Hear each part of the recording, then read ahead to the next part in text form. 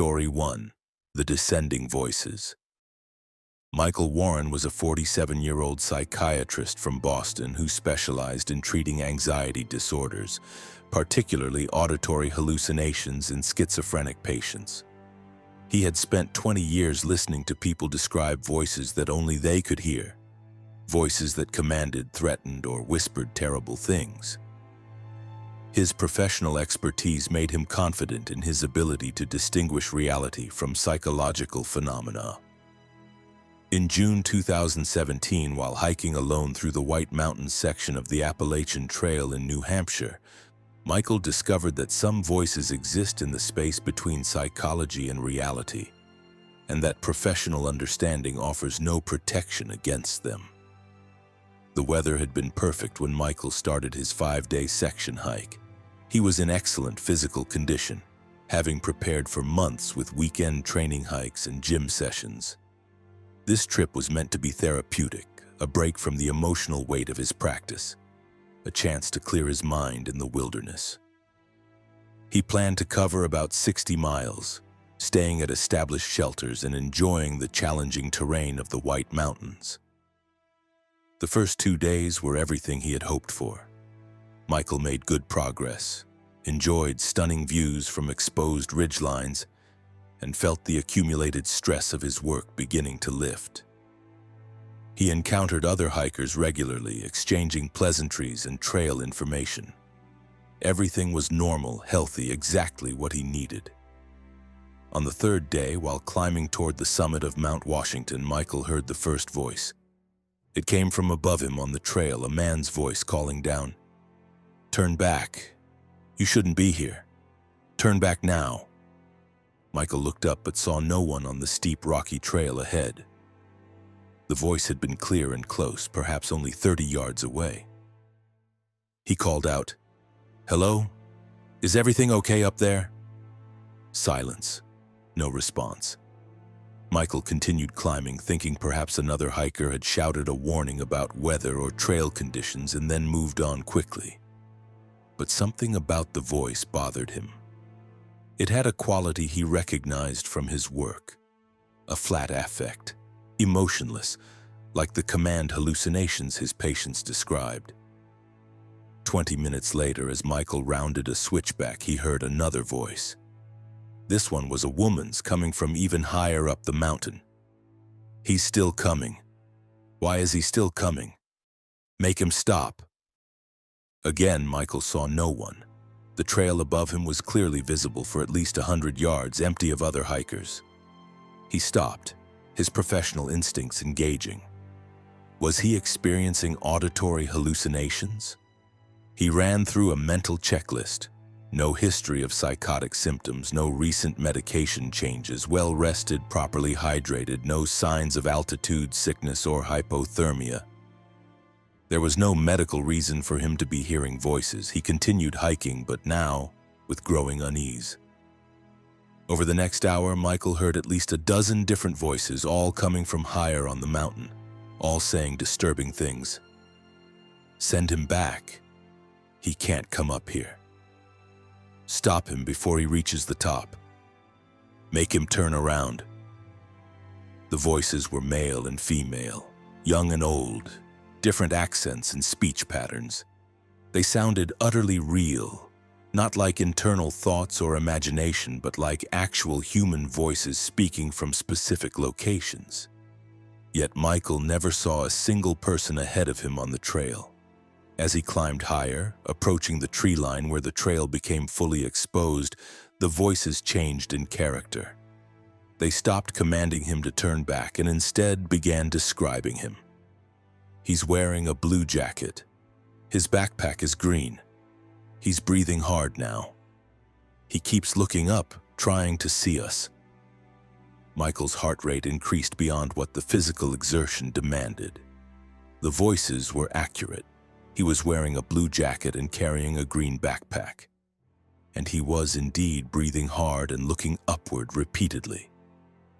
Whatever was generating these voices could see him, was observing him, tracking his progress up the mountain. Then the voices began to multiply. What had been individual voices became a crowd, dozens of them speaking in overlapping layers. Some continued describing his appearance and actions. Others debated what to do about him. Still others seemed to be addressing him directly with warnings and threats. He's almost to the summit now. We can't let him reach the top. Show him what happens to the ones who don't listen. Make him see them. Yes, show him the others. Michael stopped climbing. He stood on the exposed trail with wind whipping around him, surrounded by voices that seemed to come from the air itself. His professional training told him this was impossible. Mass auditory hallucination wasn't a recognized phenomenon. Individual brains generated their own hallucinations.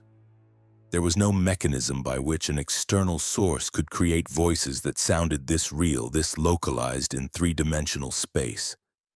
But the voices continued, growing more insistent, more aggressive. And then they began counting. It started with one voice, then others joined in, all counting in unison. 1, 2, 3, 4, 5. Michael had no idea what they were counting or why. The number reached 23 and stopped. Then one voice, an older man, spoke clearly. 23 hikers who didn't turn back. 23 who reached the summit when they shouldn't have. Do you want to see them? No, Michael said aloud, his voice sounding strange and small against the wind and the phantom voices. I don't want to see anything, I'm leaving. He turned around and began descending, moving as quickly as the rocky terrain allowed. But the voices followed him, descending with him, staying, always slightly above his position. He's going back down. Good, he's listening. But he still needs to see. He needs to understand. As Michael descended below tree line, the voices directed him off the main trail. Take the side path. Go left here. Follow this way. Michael tried to ignore them, tried to stay on the marked AT, but the voices became overwhelming, dozens of them shouting contradictory directions until he couldn't think clearly. In his confusion and distress, Michael did turn onto a side trail, a narrow path that led through dense forest. The voices immediately quieted, replaced by a single voice, the older man again. This way. Just a little further. You need to see them before you leave. Michael followed the path for about 10 minutes before emerging into a small clearing. And there they were, the 23. They hung from the trees surrounding the clearing. Not with ropes, but suspended somehow in the air itself, positioned at various heights among the branches. They were mummified, preserved by the cold mountain air, their mouths open as if they were speaking. Their hiking clothes dated from different eras, some recent, others clearly decades old. And they were making sounds, not quite speech, but whisper-like exhalations as if air was moving through their preserved vocal cords. The sounds overlapped and echoed, creating the effect of multiple voices speaking at once. Michael's psychiatric training provided an explanation even as his rational mind recoiled from it. These bodies suspended in this clearing were somehow generating acoustic phenomena. The wind moving through the forest, through their desiccated throats, was creating sounds that mimicked human speech. His brain, conditioned by years of working with auditory hallucinations, was interpreting these random sounds as coherent voices. But that explanation failed to account for how the voices had accurately described his appearance, his position on the trail. It didn't explain how they had known his exact location at every moment. And it certainly didn't explain how the bodies came to be suspended in the air with no visible means of support. Michael ran. He crashed back through the forest, finding the main trail through pure luck and adrenaline. The voices exploded around him as he fled, no longer forming words but becoming a wall of sound, angry and violent, the acoustic equivalent of hands trying to pull him back. He ran down the mountain for over an hour, not stopping until he reached Mizpah Spring Hut, a staffed facility where he found refuge among the hut crew and other hikers. He was gasping, wild-eyed, barely coherent. The staff gave him water and food, concerned about his physical and mental state. When Michael tried to explain what he had experienced, describing the voices and the clearing with the suspended bodies, the hut crew exchanged glances. One of them, an older man who had worked in the White Mountains for 30 years, took Michael aside. "You went off trail when the voices told you to," he said quietly. "That was a mistake. Never follow the descending voices. They've been here longer than the trail, longer than the hut system. Local guides have known about them for generations. They don't hurt anyone who stays on the main path and keeps climbing or descending without deviation. But if you listen to them, if you follow where they lead, you see things. And people who see those things usually don't come back." Michael reported his experience to park authorities, describing the location of the clearing and the suspended bodies. Search and rescue teams investigated but found nothing. The side trail Michael described didn't exist on any map, and ground searchers found no clearing, no bodies, no evidence of what he had seen. But in the weeks following, Michael made a disturbing discovery while researching historical disappearances in the White Mountains. 23 hikers had vanished without a trace from the Mount Washington area over the past 70 years. 23 people who were last seen heading toward the summit and simply never came back down. Michael left his psychiatric practice 6 months later. He found that he could no longer listen to patients describe their auditory hallucinations without thinking of that mountain, those voices, those suspended figures. He couldn't maintain professional detachment when his own experience had destroyed the clear boundary between psychological and external reality. He moved to Kansas, choosing to live in one of the flattest places in America, somewhere far from mountains and elevation and the possibility of descending voices. But on windy days, when air moves through his house in just the right way, Michael hears them again, faint and distant but unmistakable. The voices from the mountain counting endlessly, always reaching 23 and then starting over, waiting for the number to increase to 24. Waiting for the next hiker who doesn't turn back, who follows the voices off the main trail to see what should never be seen, joining the chorus that hangs in the air above the White Mountains. Story 2. The Water That Forgets. Elena Vasquez was a 34-year-old microbiologist from Atlanta who had spent her career studying extremophile organisms, bacteria and microbes that survived in impossible conditions. Her scientific worldview was firmly materialist. Everything had an explanation. Every mystery was simply a problem waiting for sufficient data. In September 2020, while section hiking through Tennessee, Elena discovered that some water in the Appalachian wilderness doesn't follow normal biochemical rules, and that drinking from the wrong source can wash away more than just thirst.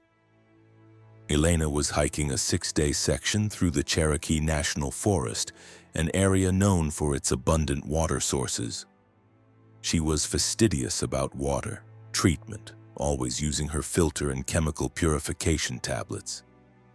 She kept detailed notes about water sources, flow rates, and clarity, habits from her scientific training that she applied even to recreational activities. The first 4 days went smoothly. Elena cataloged 8 different water sources, filtering and treating each one, maintaining her hydration on schedule. She felt strong, made good progress, and enjoyed the September weather. On the 5th day, around mid-afternoon, she reached a spring that wasn't marked on her map. The spring emerged from a rock face beside the trail, the water perfectly clear and flowing at a steady rate. Elena stopped to examine it, her scientific curiosity engaged. The water was unusually pristine, no visible sediment, no algae growth, no mineral staining on the surrounding rocks. It looked like distilled water, completely pure. She knew she should filter it anyway, but the purity was so striking that she decided to test it first. Elena pulled out her portable water testing kit. She carried it out of professional habit and ran through the basic tests. The results were impossible. The water showed no bacterial content, no dissolved minerals, no organic compounds, no particulates. It was literally pure H2O, which doesn't occur naturally. All natural water sources contain dissolved substances.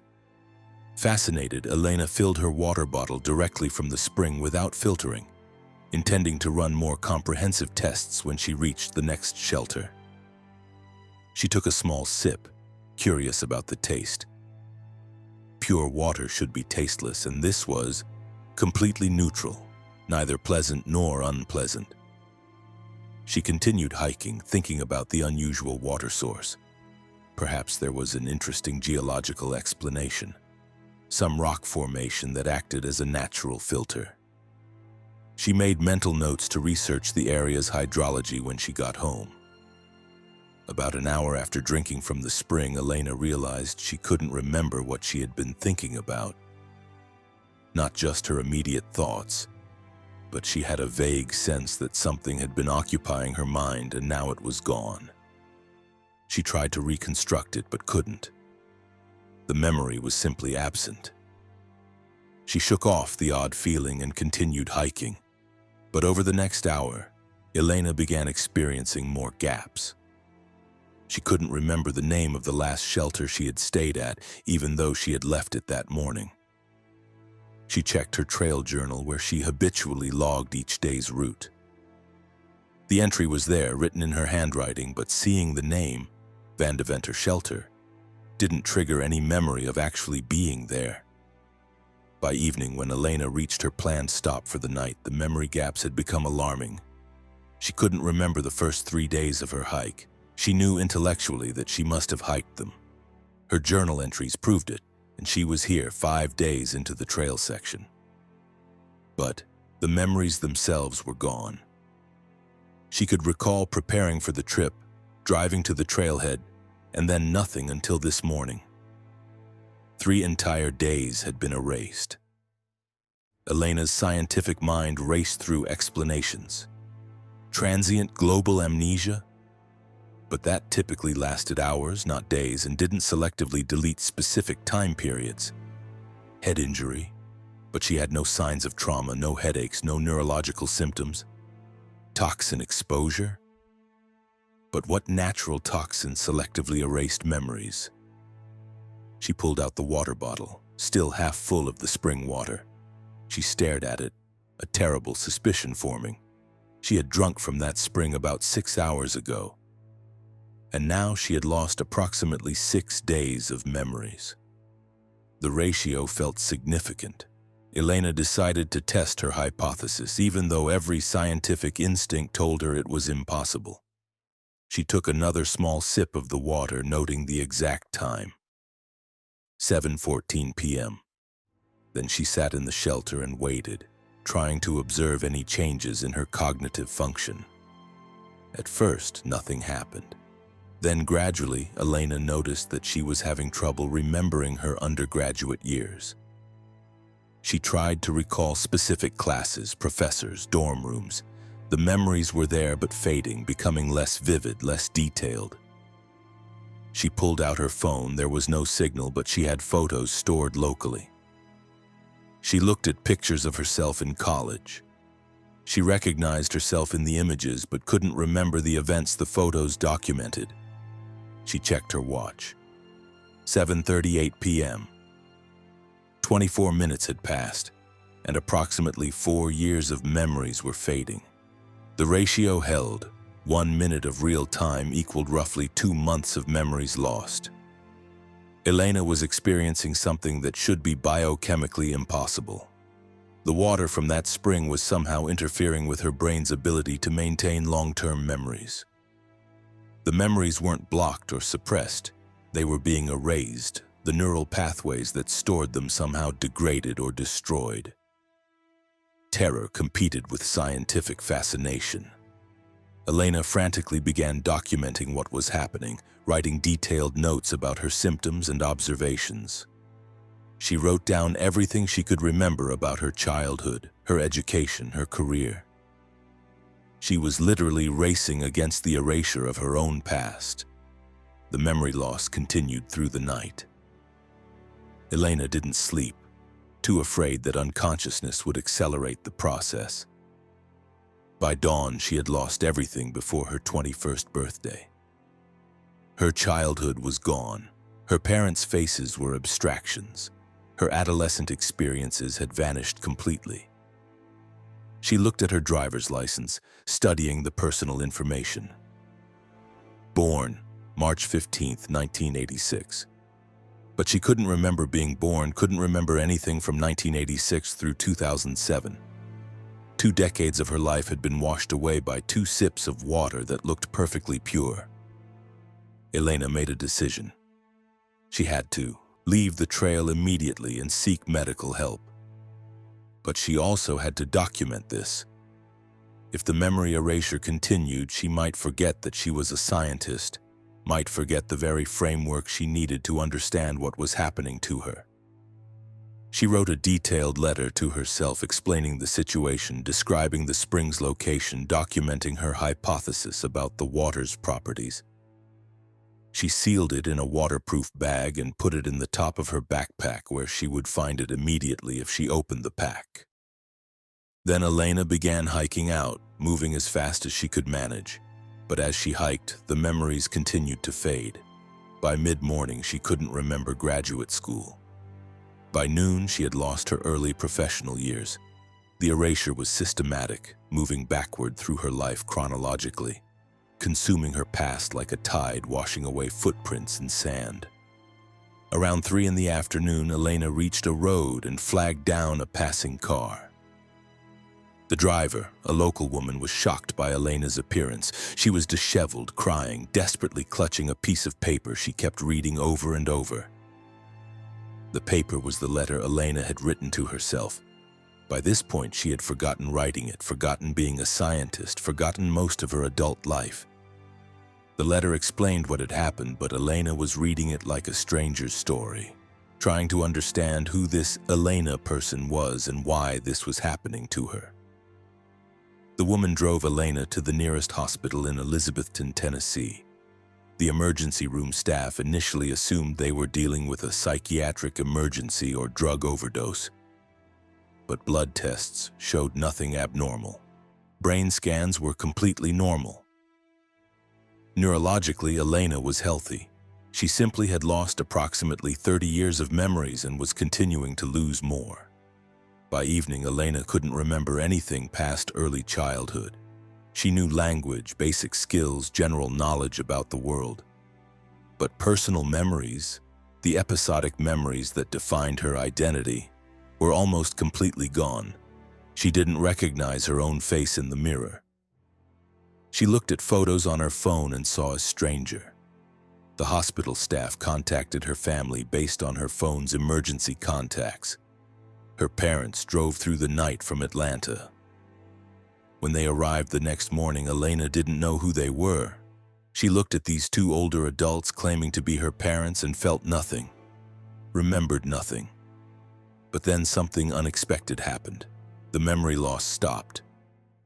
Whatever process the water had initiated had run its course. Elena's memories stabilized at roughly age 7. Everything after that was gone, but the early childhood memories remained intact. Over the following weeks, doctors from across the country examined Elena's case. It was unprecedented. Complete retrograde amnesia with no identified brain injury, no psychological trauma, no medical explanation. The only clue was Elena's own documentation, the letter she had written describing the water source and her hypothesis. A research team went to the coordinates Elena had recorded for the spring. They found the location easily. The rock face with water flowing from it was exactly where she had documented. But when they tested the water, it showed normal chemical composition for a mountain spring. Dissolved minerals, slight bacterial content, organic compounds. Nothing unusual at all. The researchers camped at the site for 3 days, repeatedly testing the water. The composition never changed. It was ordinary spring water. They drank from it without any effects. Whatever property the water had possessed when Elena drank from it was either temporary or somehow specific to her. Elena never recovered her memories. She had to rebuild her life from scratch, learning about herself from documents, photos, and the testimony of people who had known her. She couldn't return to her career in microbiology. The knowledge was gone, and relearning it felt like studying someone else's field. She wrote about her experience, trying to warn other hikers, but without scientific evidence or reproducible results. Her story was dismissed as either mental illness or an elaborate hoax. The medical community classified her case as idiopathic retrograde amnesia and moved on. But Elena kept the letter she had written to herself, the one document proving she had once been a scientist who understood what was happening to her. She reads it sometimes, trying to connect with the person who wrote it, trying to understand what that Elena knew that this Elena has forgotten. And sometimes Elena dreams about water, clear, pure water flowing from rock. In the dreams, she drinks deeply, and with each swallow, she feels memories washing away. But in the dreams, she also understands something that the waking Elena cannot, that the water doesn't destroy memories, it absorbs them. Somewhere in the geology of those Tennessee mountains, absorbed into the rock and flowing through underground channels, all of Elena's lost memories still exist, dissolved and dispersed, part of the water cycle now, waiting to be drunk by the next hiker who doesn't filter their water carefully enough. Story 3. The Trading Post. James Park was a 56-year-old antiques dealer from Philadelphia who had developed a keen eye for valuable items over 30 years in the business.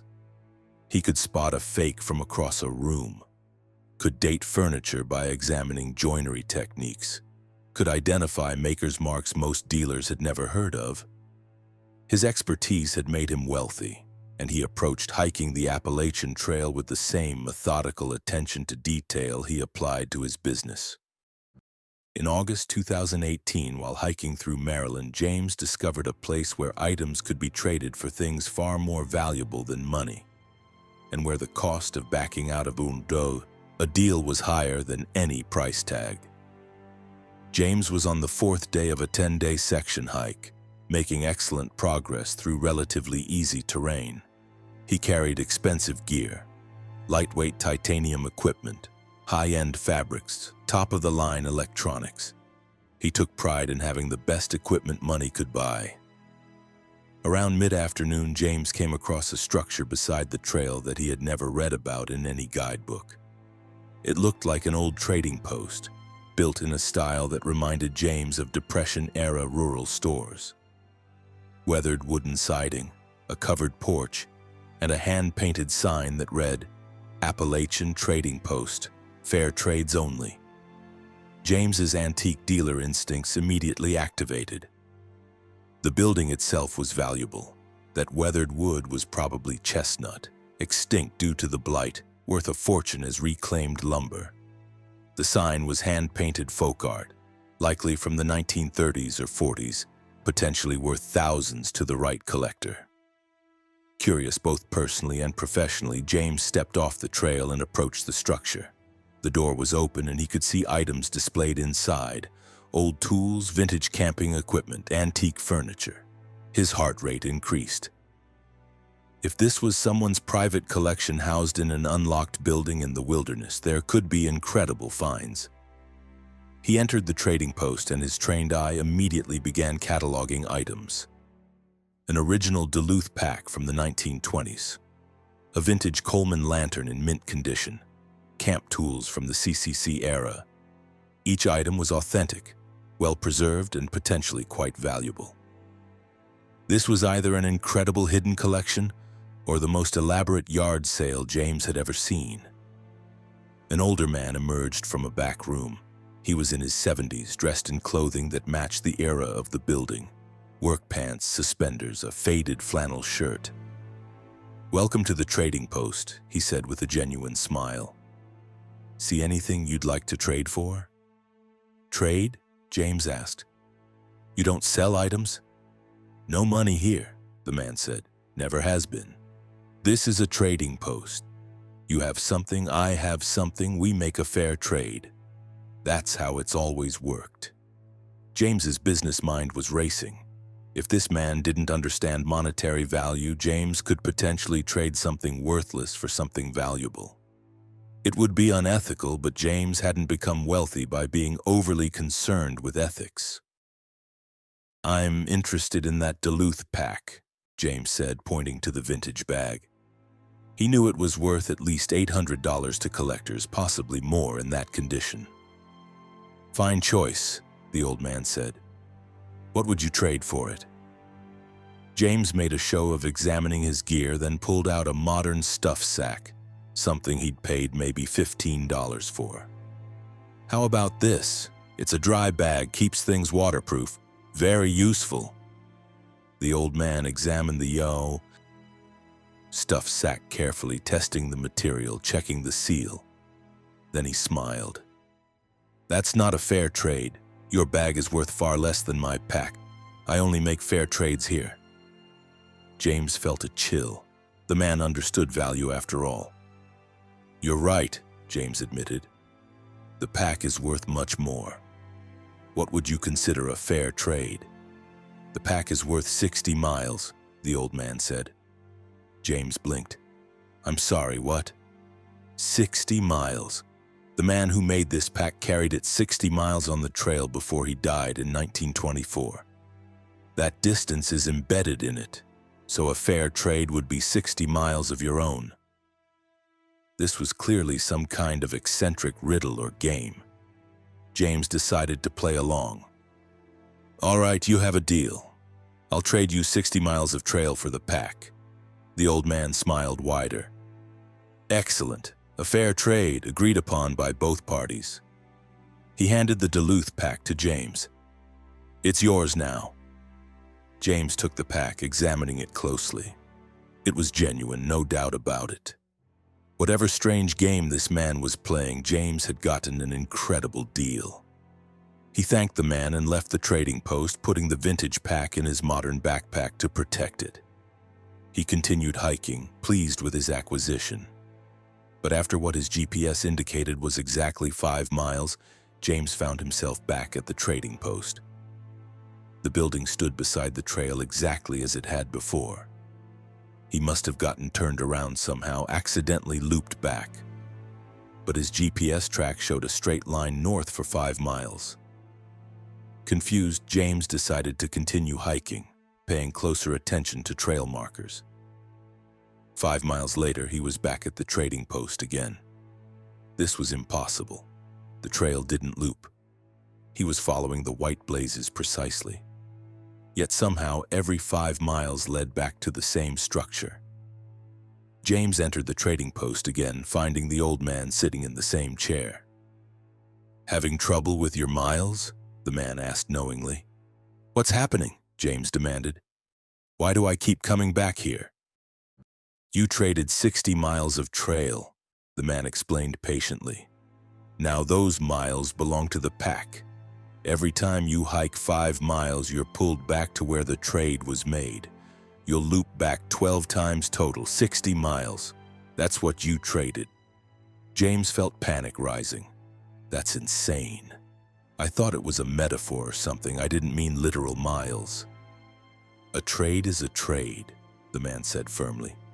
You can't back out now. The pack accepted your miles.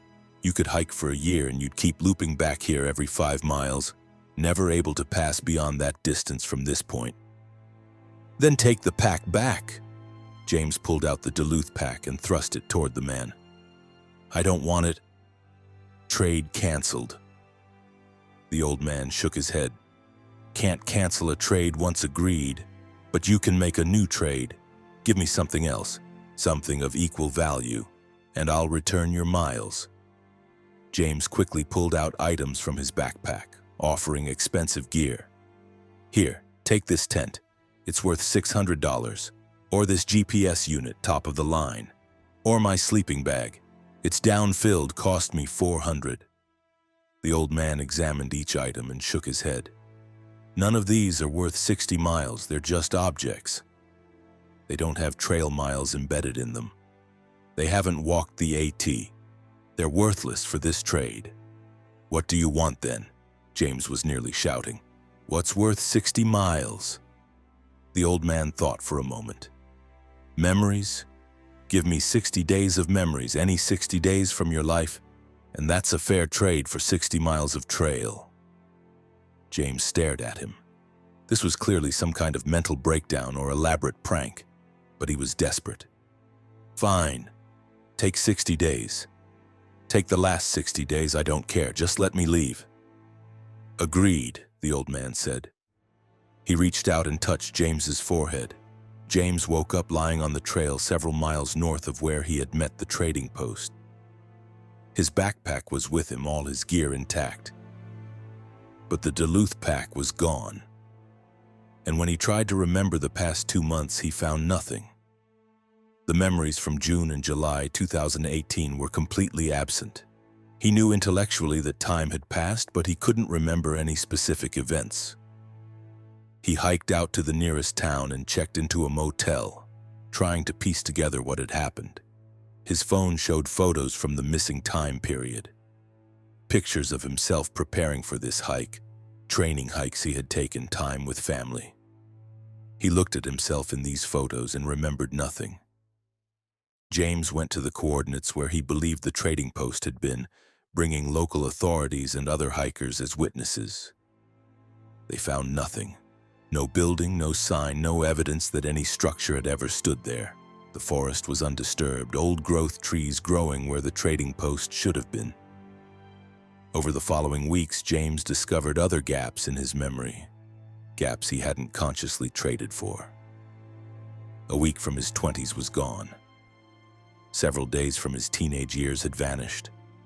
Small pieces of his past had been taken beyond the agreed-upon 60 days. He researched the trading post, finding scattered references in old hiking journals and local folklore. Stories going back over a century of hikers encountering a building that traded in things beyond normal commerce. Miles for memories, days for decades, pain for peace. Always described as fair trades by the mysterious proprietor, even when the hikers felt they'd been cheated. One account from 1947 described a hiker who traded his sense of taste for the ability to hike without getting tired. He completed the entire AT in record time but never enjoyed food again. Another from 1973 told of a woman who traded her ability to feel fear for a compass that never failed.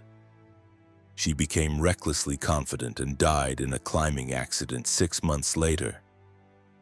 The trades were always fair by some cosmic accounting, but the fairness was never weighted in favor of the hikers. James never recovered the missing memories. The gaps in his past remain, and new gaps occasionally appear.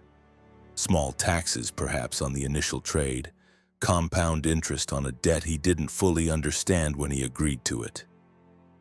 He closed his antique shop and stopped dealing in valuable objects. He had learned that value was relative, that the things he had spent his life acquiring and selling were worthless compared to the things the trading post dealt in. Time, memory, sensation, ability. The currency of human experience itself. Sometimes James dreams about the trading post, seeing shelves full of items that glitter with possibility. In his dreams, he knows that each object there has been traded for something irreplaceable. That the whole collection is built from pieces of hikers' lives, taken bit by bit over generations. And sometimes in these dreams, James sees himself on those shelves. Not his image, but his essence, packaged and labeled, waiting for the next customer who thinks they're clever enough to cheat the old man who only makes fair trades. Story 4. The Mountain That Breathes. Dr. Patricia Lin was a pulmonologist from Seattle, an expert in respiratory disorders who had spent 15 years studying how lungs function under various conditions. At 42 years old, she was an accomplished athlete and had summited peaks across the Pacific Northwest. She understood breathing, the mechanics of it, the chemistry of gas exchange, the neurological controls that regulated respiratory rate. In October 2016, while attempting a challenging section of the AT through the Smoky Mountains, Patricia discovered that mountains have their own respiratory patterns, and that hikers who synchronize their breathing with geological respiration can find themselves drawn into rhythms that are impossible to escape. Patricia was hiking alone, attempting an ambitious 80-mile section in 7 days. The weather forecast was good and she was in peak physical condition. She planned to cover some of the highest elevations on the entire AT, including Clingman's Dome. As a pulmonologist, she was fascinated by how her body would adapt to the altitude changes. The first 3 days went smoothly. Patricia maintained excellent pace and monitored her physiological responses with professional interest. Her pulse oximeter readings remained strong. Her respiratory rate adapted appropriately to elevation changes. Everything was functioning as expected. On the 4th day, while ascending toward a high ridgeline, Patricia noticed something unusual. The wind was moving in a pattern that seemed regular, almost rhythmic. Not random gusts, but steady cycles. A long inhalation of air flowing up the mountain, followed by an equally long exhalation down the mountain. The cycle repeated every 42 seconds. As a respiratory specialist, Patricia immediately recognized it as matching human breathing at rest. 42 seconds per complete breath cycle. Inhale, pause, exhale, pause, was slower than normal but within the range of human respiration, particularly for someone in deep sleep or meditation. She found it curious but dismissed it as coincidental. Wind patterns in mountains followed topographical rules, channeling through valleys and over ridges in patterns that might seem regular. She continued hiking, but as she climbed higher, Patricia noticed her own breathing was synchronizing with the wind pattern. Unconsciously, she was inhaling as the wind flowed up the mountain and exhaling as it flowed down. The rhythm was compelling, almost hypnotic. Her professional training told her this was simply her body optimizing oxygen intake by aligning with air pressure changes. A natural adaptation. By evening, when Patricia reached the shelter at the ridgeline, the synchronized breathing had become automatic. She wasn't consciously controlling it anymore. Her respiratory system had entrained to the mountain's rhythm completely. 42 seconds per breath, perfectly matched to the wind's cycle. That night, Patricia woke repeatedly with the sensation of not being able to breathe independently. When the mountain inhaled and wind rushed up the slopes, she found herself inhaling whether she wanted to or not. When the mountain exhaled, her lungs emptied automatically. She was no longer controlling her own respiration. The mountain was breathing for her. Initially, Patricia found this terrifying, but as a physician, she tried to analyze what was happening. Was it some kind of psychosomatic response? A neurological disorder? She ran through differential diagnoses, testing her mental acuity and motor control. Everything seemed normal except for her breathing, which remained locked to the mountain's rhythm. By morning, Patricia had made a disturbing discovery. She literally could not breathe at any rate other than the mountain's rhythm.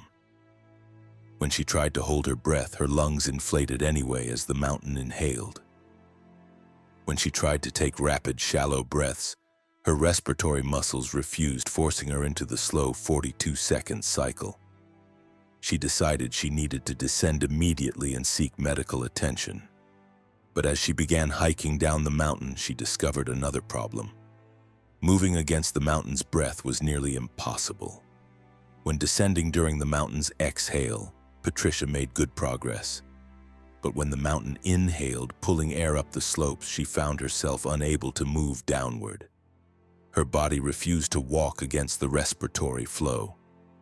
She could only descend during exhalation cycles, roughly 20 seconds of movement, then 22 seconds of forced immobility while the mountain inhaled. What should have been a 3-hour descent was taking all day. By afternoon, Patricia was only halfway down, and she noticed other changes. Her perception of time was distorting. The 42-second breath cycle felt like the correct rhythm for everything.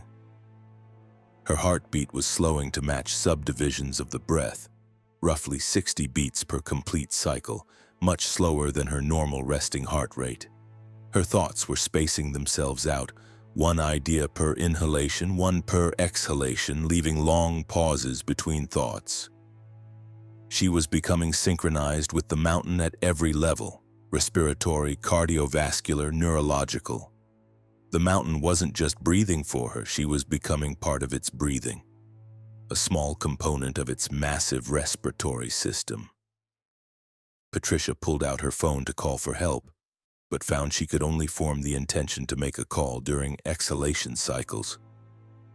During inhalation, her mind went blank, passive, simply experiencing the sensation of air flowing into lungs that had become vast beyond her body's physical boundaries. She managed to dial 911 during one exhalation, but couldn't speak when the operator answered. Speech required breath control, required independent respiratory function, and Patricia no longer possessed that. The operator heard only slow, deep breathing. Inhale for 20 seconds, exhale for 20 seconds, and assumed it was a prank call. As evening approached and Patricia had still barely descended, she realized she might not be able to leave the mountain at all. Each complete breath cycle was reinforcing the synchronization, making it more difficult to remember that she had ever breathed at any other rate. Her medical knowledge, usually so reliable, couldn't help her. She understood what was happening but had no treatment for it. That night, Patricia stopped trying to descend. She sat beside the trail, breathing with the mountain, feeling her individual identity beginning to dissolve into the larger respiratory pattern. During inhalations, she felt massive, ancient, her awareness expanding to encompass square miles of forest and rock. During exhalations, she contracted back to something approaching human size, but less with each cycle. She experienced visions, or perhaps memories that belonged to the mountain rather than her. She saw centuries of forests growing and dying, fires sweeping across ridgelines, ice ages advancing and retreating, all of it breathing. The entire geological and biological system pulsing with the same 42-second rhythm she was now locked into. Patricia understood in the pauses between breaths that the mountain was ancient and alive in a way that didn't match biological definitions. It was a respiratory system operating on geological timescales, and she had accidentally fallen into resonance with it. Hikers probably synchronized briefly all the time without noticing, their breathing adjusting to wind patterns for a few minutes before moving on. But Patricia, with her trained awareness of breathing, had noticed the pattern and by noticing had locked herself into it. On what might have been the second or third night, Patricia's time sense had degraded to where she only measured cycles of breath, not hours or days. Something changed. The mountain's respiratory rate began to slow. 45 seconds per cycle, 50 seconds, 60 seconds. Patricia's breathing slowed with it. At 60 seconds per breath, she was only breathing once per minute, far below the rate that could sustain human consciousness. She felt herself fading, her individuality dissipating, becoming fully absorbed into the mountain's respiratory pattern. She was found 4 days after her last satellite message, lying beside the trail about halfway down from the ridgeline. Rescue personnel noted that she was barely breathing, approximately 1 breath per minute, which should have meant brain death. But when they checked her vitals, she had a pulse and her pupils reacted to light. She was alive, just breathing impossibly slowly. In the helicopter during evacuation, Patricia's breathing gradually increased back toward normal rates.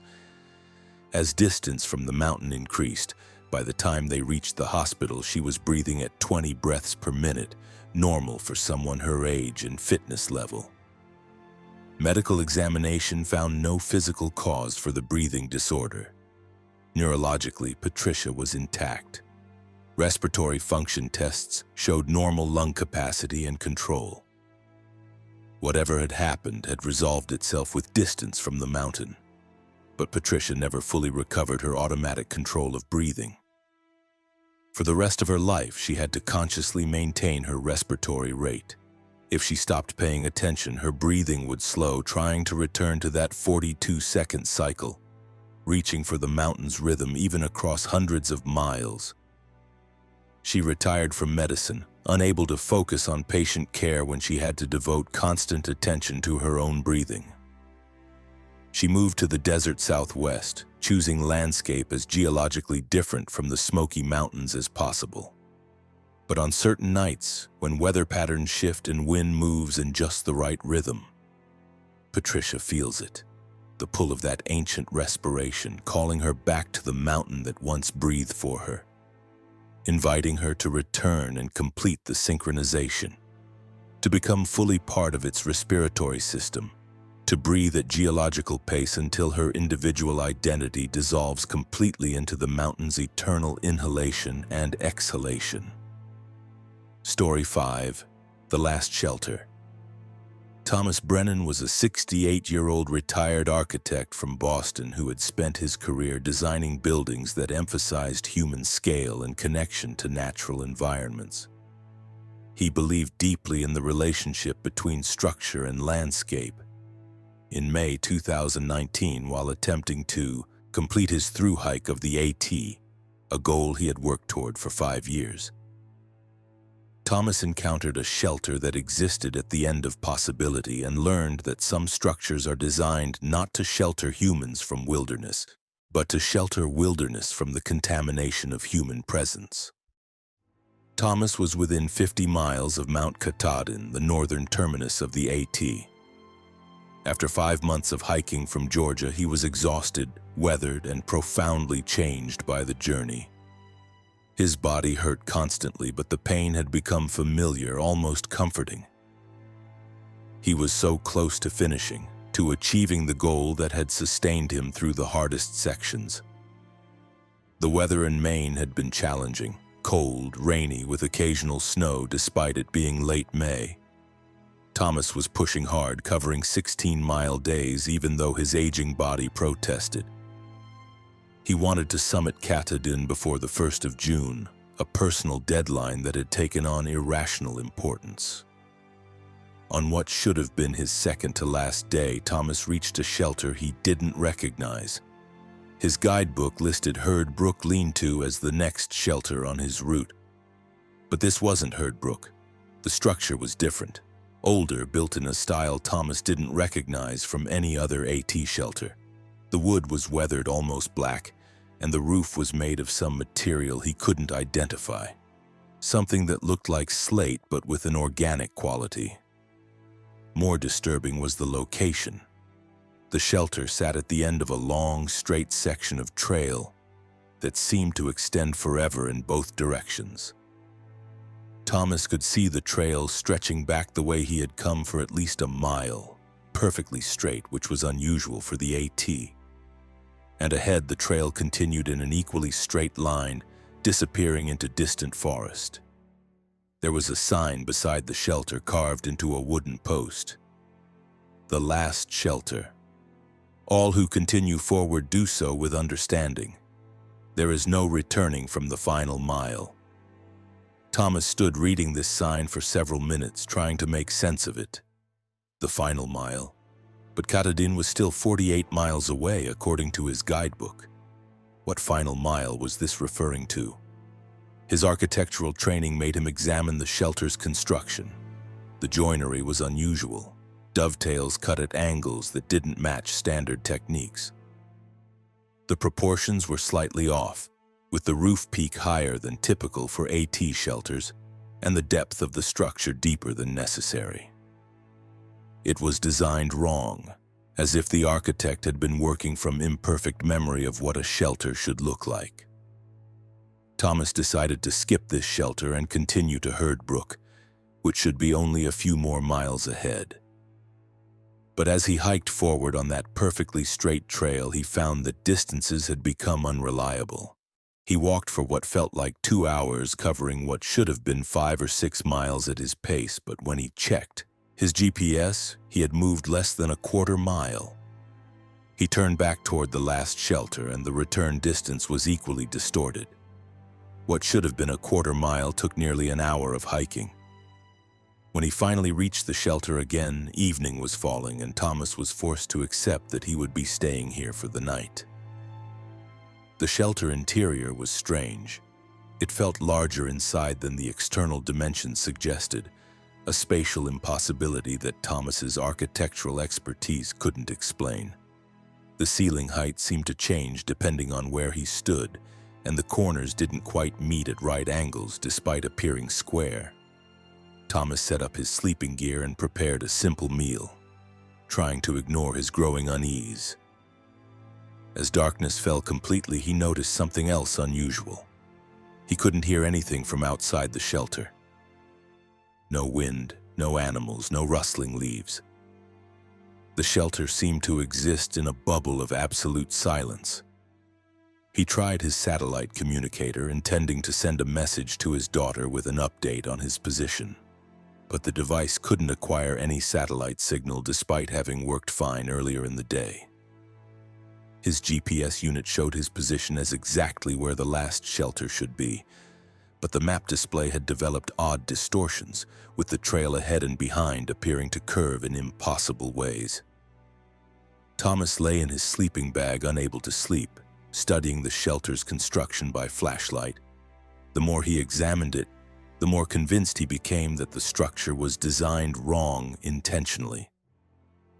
Every element was slightly off, not due to poor craftsmanship, but as if the builder had deliberately deviated from normal construction principles.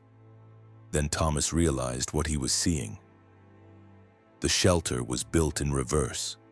The joinery was backward, with the strong members positioned where they would provide minimal support and decorative elements placed under load. The roof slope was inverted from standard practice. Even the door faced the wrong direction, opening away from the typical trail approach.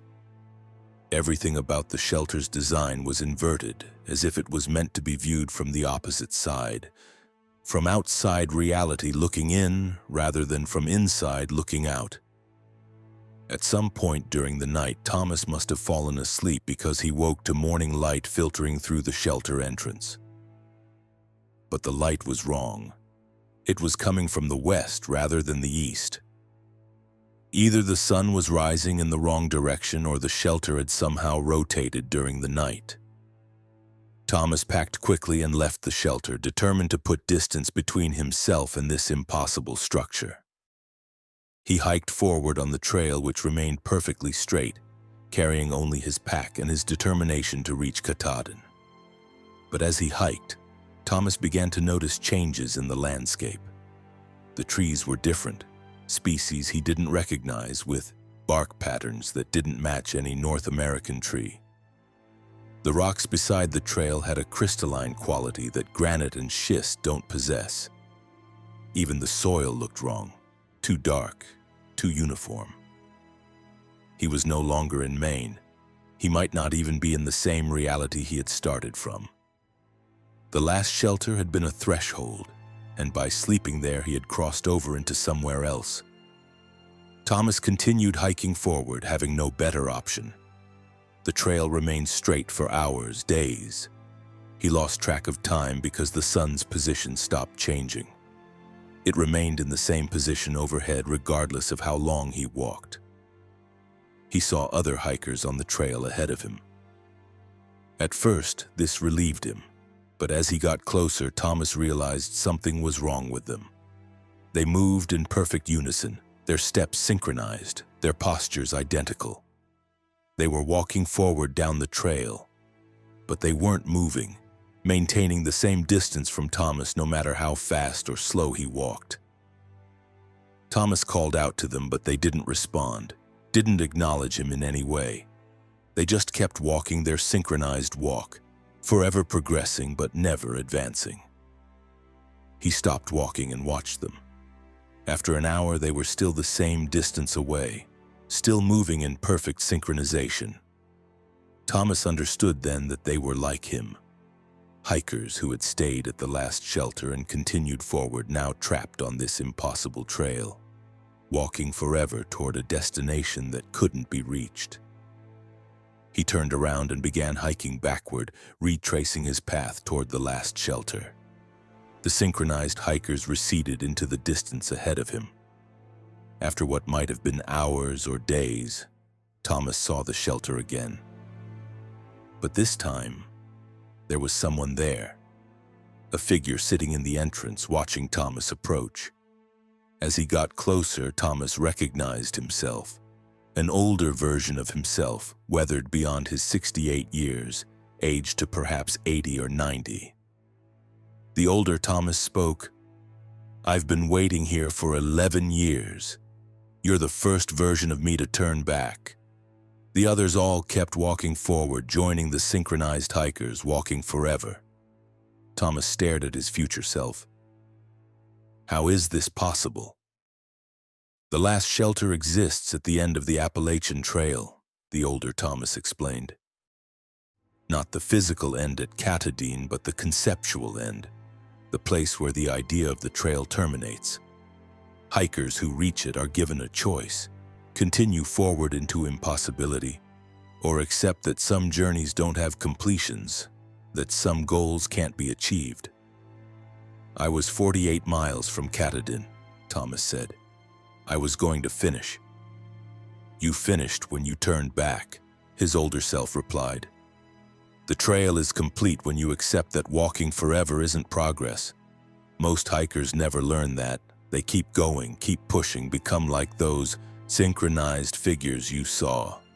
Thomas woke up lying beside the real Herd Brook lean-to, the legitimate shelter marked in his guidebook. His gear was scattered around him as if he had collapsed. Other hikers were there, concerned, asking if he was okay. He checked his calendar. 5 days had passed. 5 days he couldn't account for. 5 days he apparently spent lying semi-conscious at this shelter while other hikers assumed he was ill and left him alone, occasionally checking to make sure he was still breathing. Thomas hiked out to the nearest road and called for a pickup.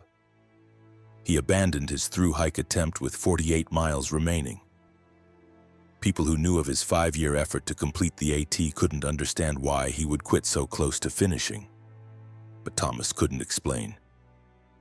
How could he tell them that he had finished, that he had reached the end of his particular trail, even though it wasn't at Katadine? He never attempted to hike those final miles. The last shelter had taught him something his architectural career had always hinted at. Some structures exist to show us boundaries, to mark the edge of where we can safely go. And some goals pursued too obsessively lead not to achievement but to endless walking, synchronized with other obsessive souls, forever progressing but never advancing, trapped on trails that lead nowhere because we refuse to recognize when the journey was complete. Story 6. The Companion. Olivia Torres was a 29-year-old social worker from Miami who specialized in working with isolated and lonely individuals. She understood loneliness professionally, having studied its psychological impacts and its strategies for finding connection. But she had never experienced true isolation herself. She had always been surrounded by friends, family, and a broad social network. In July 2021, while attempting her first solo long-distance hike on the AT through Pennsylvania, Olivia discovered that profound loneliness can summon companionship, and that what arrives to fill the void of human connection may wear a friendly face while serving purposes that are anything but friendly. Olivia had planned a 12-day solo hike, intentionally choosing to go alone as a challenge to herself and a break from the emotional demands of her work. She wanted to experience solitude, to understand what her clients felt when they described their isolation. The first 4 days were difficult but rewarding. Olivia felt lonely, sometimes uncomfortably so, but also experienced a sense of freedom and self-reliance. She was proud of how well she was handling the isolation, how she was learning to be comfortable with her own company. On the 5th day, while hiking through a particularly remote section, Olivia began talking to herself out loud. Not just thinking out loud, but having actual conversations, playing both roles in a dialogue. She recognized this as a common response to isolation and didn't think much of it. By that evening, the conversations had developed a consistent pattern. There was Olivia and there was her, an undefined companion who offered encouraging comments and suggestions. The companion existed only in Olivia's mind, a construction she had created to ease her loneliness. Or so she thought until the 6th day, when she heard her companion's voice coming from behind her on the trail rather than inside her head. A woman's voice, friendly and warm, saying, "Beautiful day for hiking, isn't it?" Olivia spun around, expecting to see another hiker who had caught up with her, but the trail was empty. She was alone as she had been for days, yet she had clearly heard the voice externally, not as an internal thought. "Hello?" Olivia called out. "I'm here," the voice responded, still from behind her, but closer now. "I've been hiking with you for 2 days. I thought you knew." Olivia felt her heart rate spike. "I don't see you. Where are you?" "Right behind you. I'm your companion. You asked for company and I came." Olivia turned in a full circle, scanning the trail in both directions and the forest on either side. There was no one visible anywhere. "This isn't real," she said firmly, using her professional training. "I'm experiencing an auditory hallucination due to isolation. This is normal and will pass." The voice laughed, not mockingly, but with genuine amusement. "If that explanation helps you feel better, you can believe it. But I'm real enough. I'm just hard to see because I exist slightly outside your normal perception. Loneliness opened a gap and I slipped through to keep you company." Olivia resumed hiking, trying to ignore the voice, treating it as she would advise her clients to treat intrusive thoughts. But the companion kept talking, offering observations about the trail, commenting on Olivia's hiking technique, making jokes about the rocky Pennsylvania terrain.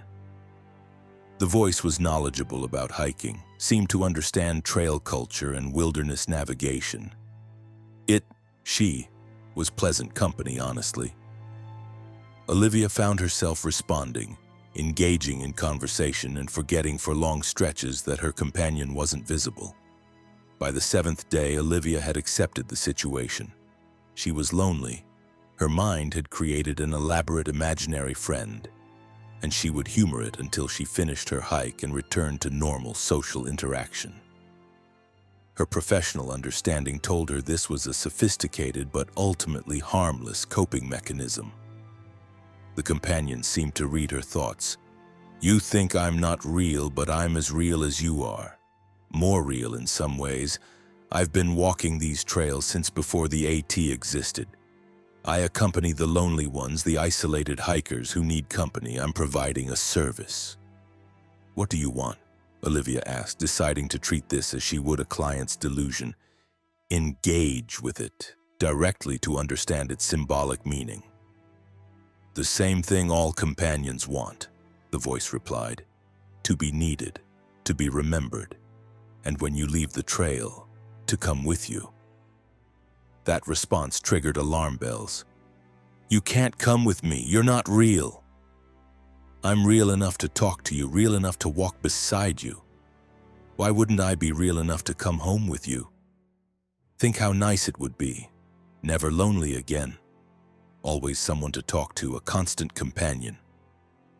Olivia stopped hiking. "No, that's not acceptable. You're a temporary psychological phenomenon. When I rejoin civilization, you'll disappear." The voice was quiet for a long moment. When it spoke again, the warm friendliness had vanished, replaced by something colder. "You invited me in. Loneliness opened the door. I came to fill the void. I can't simply disappear because you've decided you don't need me anymore. It doesn't work that way." Fear replaced Olivia's professional curiosity. What are you? Really?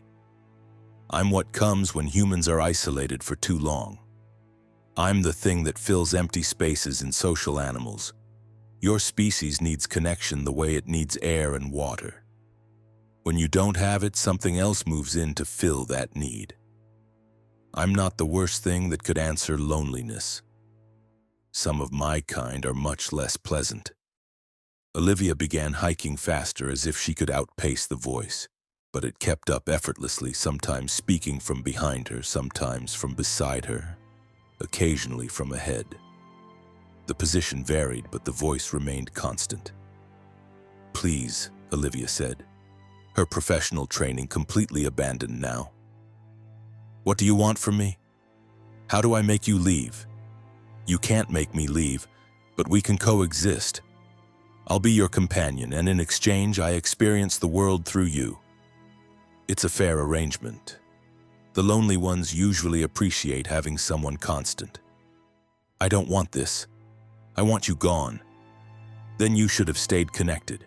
You should have brought a friend, joined a hiking group, kept yourself tethered to human company.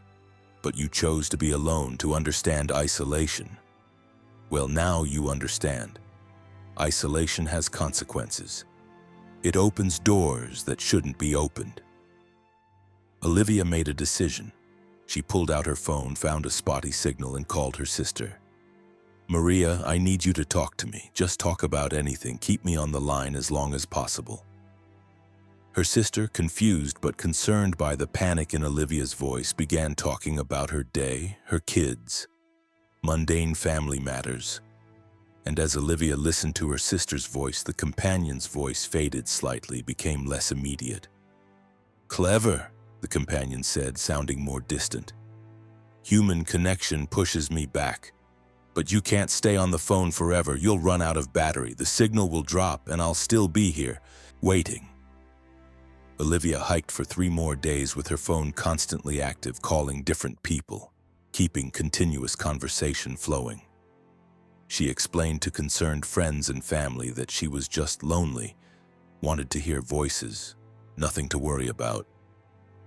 Her battery died repeatedly, and she recharged it with her solar panel while maintaining voice connection. The companion's voice grew fainter but never disappeared completely. It waited at the edges of Olivia's awareness, speaking during brief moments when calls dropped or between conversations. When Olivia finally reached her car at the trailhead and drove away from the trail, she thought she had escaped. But that night, alone in her apartment, she heard the voice again. Quieter than on the trail, but definitely present. I told you I was coming home with you. Olivia never truly got rid of the companion. It remained at the edge of her awareness, speaking during moments of isolation, growing louder during periods of loneliness. She restructured her entire life to avoid being alone. She got roommates, always kept music or television playing, joined multiple social groups, maintained constant text and voice contact with friends.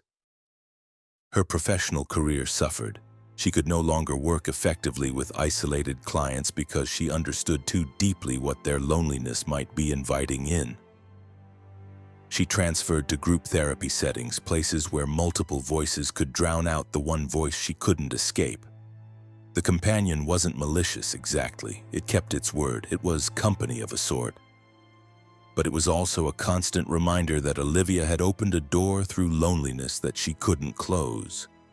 That isolation had consequences she hadn't anticipated. That some voids once acknowledged can never be truly filled by human connection again, because something else has already claimed that empty space. And sometimes when Olivia is in a crowd and should feel connected and safe, she feels most alone, because she knows that in that crowd of real people there's one additional presence that only she can hear. Her constant companion, the thing that came through loneliness and decided to stay, whispering at the edge of her awareness, I'm still here. I'll always be here. You invited me, and I accepted. This is what it means to truly understand isolation. Story 7. The Borrowed Trail. Kevin Mitchell was a 38-year-old cartographer from Denver who specialized in historical trail mapping. He had studied the evolution of the Appalachian Trail, how the route had changed over decades, how sections had been rerouted and modified. He understood that the modern AT wasn't the original trail, that ghost sections existed, abandoned routes that had been replaced by current paths.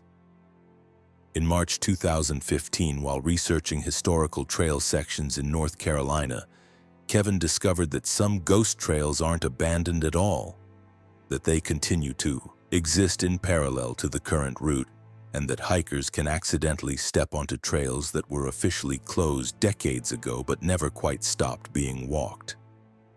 Kevin was combining research with recreation, hiking a section of the current AT while using historical maps to identify nearby abandoned trail segments. His plan was to photograph old trail markers and compare historical routes to current paths.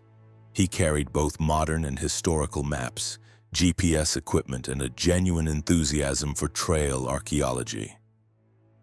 On the third day of his trip, Kevin found what he was looking for: an old trail junction where the AT had originally branched in a different direction. The historical route had been abandoned in 1978, rerouted due to erosion issues. But the old junction was still visible if you knew where to look, overgrown but with traces of the original trail tread still apparent. Kevin's historical map showed that the old route had been approximately 3 miles long, reconnecting with the current AT further north. He decided to explore it, documenting the abandoned section for his research.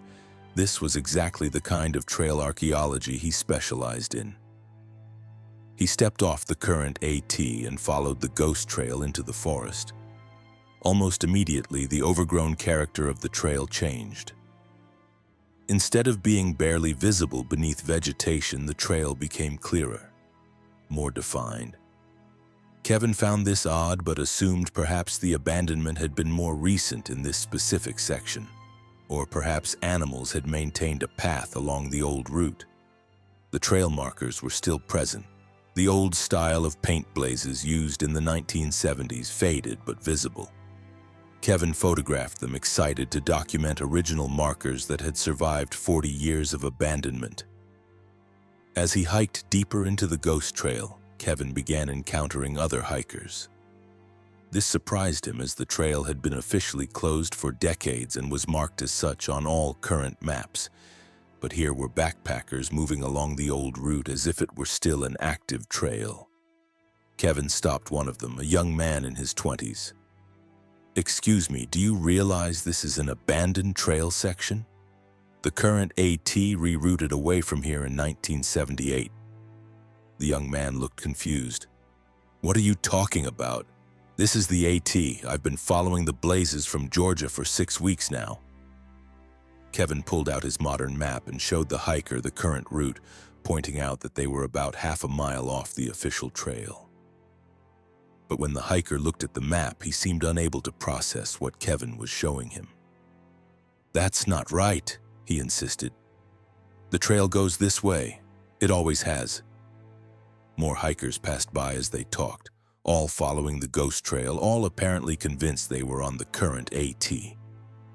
Kevin showed his map to several of them, but none could seem to understand that they were on an abandoned route. They looked at the map, looked at the trail, and insisted that Kevin's map was wrong. Kevin decided to continue along the ghost trail, now fascinated by this phenomenon. Why were dozens of hikers following an abandoned trail? How had they all ended up here? And why couldn't they recognize that the route didn't match current maps? The trail led through beautiful forest, well maintained despite its official abandonment. Kevin saw no signs of erosion, no indication of why the route had been closed. If anything, it seemed in better condition than many sections of the current AT. After approximately 3 miles, the ghost trail should have reconnected with the current AT according to Kevin's historical map. But instead of rejoining the active trail, the ghost trail continued forward into territory where, according to Kevin's maps, no trail had ever existed. Kevin stopped, pulling out both his historical and modern maps. According to both, the trail he was standing on shouldn't continue beyond this point. The historical route ended here, and there was no current trail in this direction. Yet before him was a clear, well-marked trail extending into the forest, with hikers visible ahead continuing to follow it. He checked his GPS. The device showed his position, but the map display had developed errors. The trail lines were fragmenting, showing multiple overlapping routes in the same location, as if the GPS was trying to display both the current AT and the historical route and couldn't resolve which was real.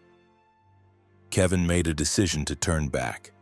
His research instincts told him something was wrong, that he had stumbled into something beyond normal trail archaeology. But when he turned around, the trail behind him had changed. It no longer led back to the junction where he had left the current AT. Instead, it continued in the opposite direction, seemingly endless, with hikers walking both ways. He was trapped on the ghost trail, unable to find his way back to the current route. Kevin pulled out his compass, intending to bushwhack east until he hit the current AT, but his compass needle was spinning slowly, unable to settle on north. All his navigation tools had become unreliable.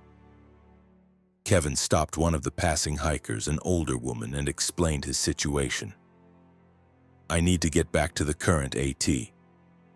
Can you help me find the junction?" The woman looked at him kindly, but with confusion. "The current AT? Son, you're on it. This is the Appalachian Trail, has been since 1937. Where else would we be?" "This section was closed in 1978, Kevin insisted. "Rerouted due to erosion. This trail has been abandoned for almost 40 years. The woman's expression became concerned. "Are you feeling all right? Maybe sit down. Have some water. The heat can make hikers confused sometimes." Kevin tried to explain to several other hikers, but all of them insisted that this was the current active AT and that Kevin was the one who was confused.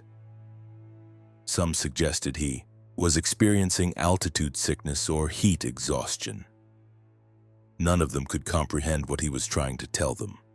As evening approached, Kevin reached a shelter that didn't exist on any of his maps, historical or modern. The structure was standard shelter design, but the logbook inside contained entries dating from 1968 through 1978, and then nothing.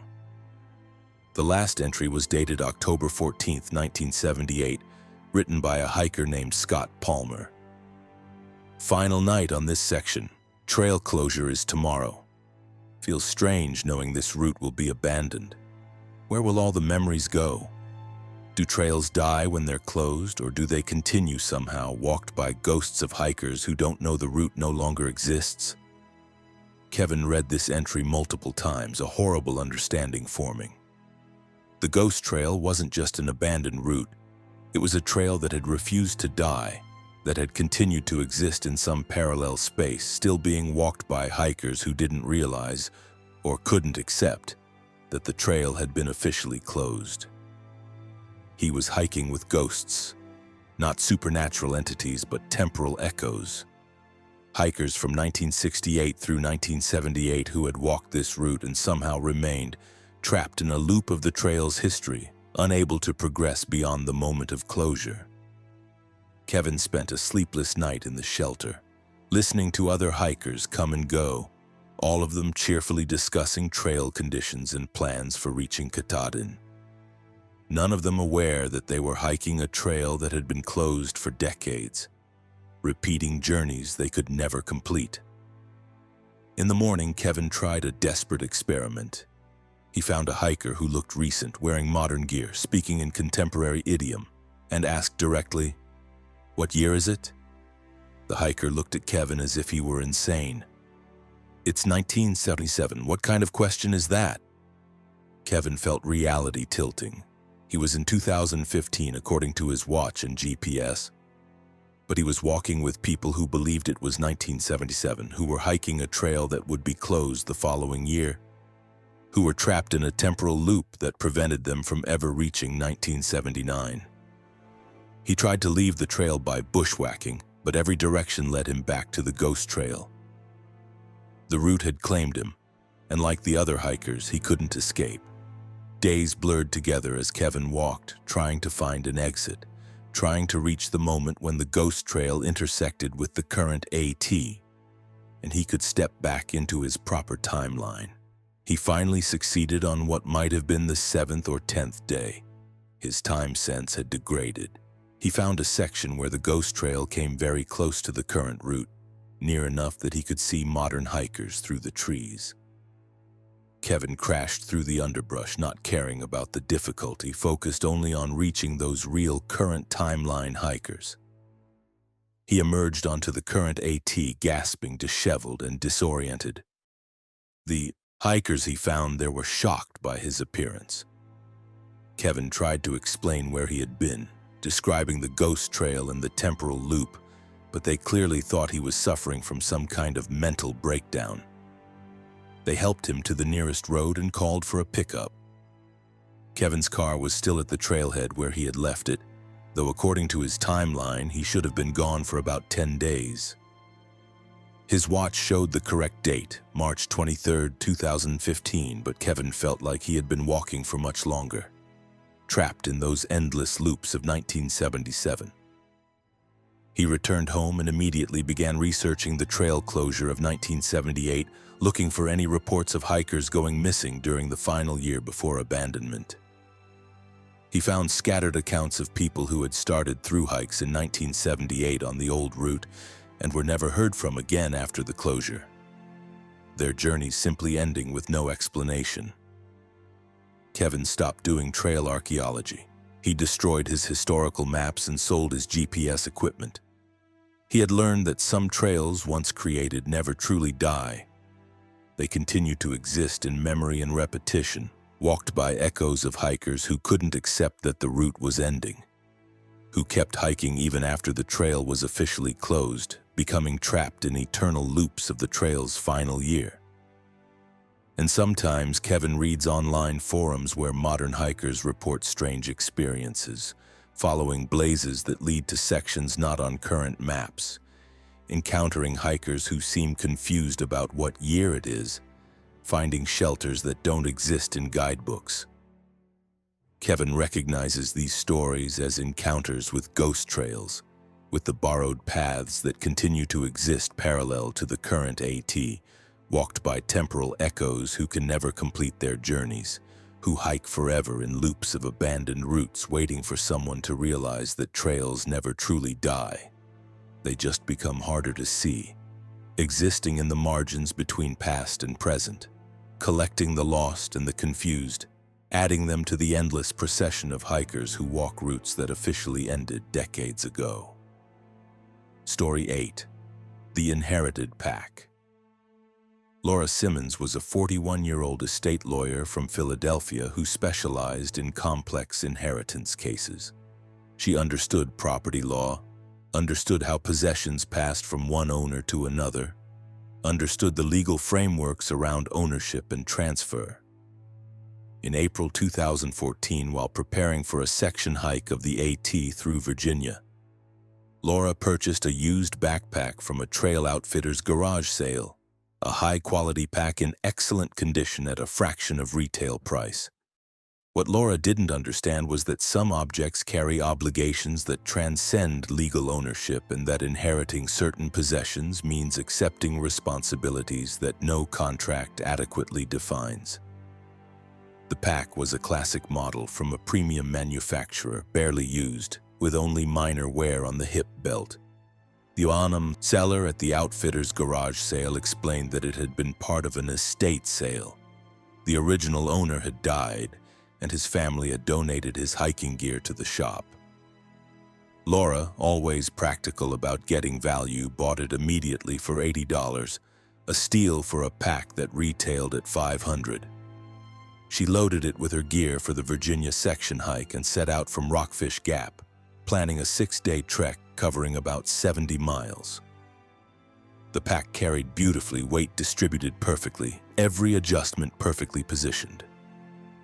Laura was pleased with her bargain purchase. On the second day, while taking a break, Laura noticed something in one of the pack's small pockets. A small notebook, pocket-sized, that she hadn't seen when she initially checked the pack. She pulled it out and found it was a trail journal belonging to the pack's previous owner, a man named Richard Sutton. The journal contained entries from a thru-hike attempt in 2012. Richard had started at Springer Mountain in April and made it to Virginia by July, covering over 1,000 miles. His entries were detailed, thoughtful, describing his experiences and observations. Laura found herself interested in his journey, reading entries as she rested. But the journal ended abruptly on July 18, 2012, with a disturbing final entry. "Something has been following me for 3 days. I can feel it in the pack, a weight that shifts and moves independently. The pack is heavier than it should be, but when I weigh it, the numbers are right. I think I'm carrying something that isn't my gear. I think the trail has put something in my pack and I don't know how to remove it. Tomorrow I'm going to empty everything out and examine each item. If I don't make another entry, assume I found something I shouldn't have found." There were no more entries. Laura felt a chill. She knew from the outfitter that Richard had died on the trail, though they hadn't provided details. Had he died the day after this entry? Had he found something in his pack that somehow led to his death? Laura immediately decided to empty her own pack completely, examining each item. She pulled out her sleeping bag, tent, food, clothes, electronics, everything. She checked every pocket, every compartment, every strap. The pack was completely empty except for her own gear. But as she began repacking, Laura felt what Richard had described, a weight that didn't correspond to the items she was loading.